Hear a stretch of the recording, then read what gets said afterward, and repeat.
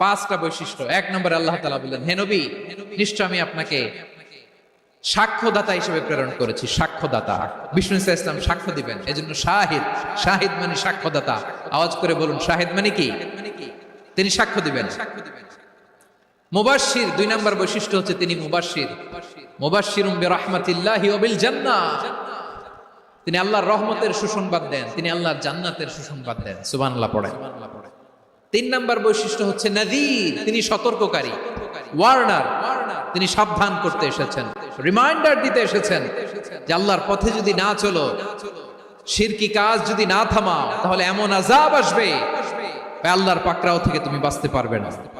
তিনি নাযীর। বিষ্ণু ইসা ইসলামের 4 নম্বর বৈশিষ্ট্য হচ্ছে দাঈয়ান ইলাল্লাহ, তিনি আল্লাহর দিকে আহ্বানকারী। এই যে আমরা আমাদেরকে পরিচয় দেই যে আমরা দাঈ, বলি না? বলি যে উনি হচ্ছেন একজন দাঈ ইলা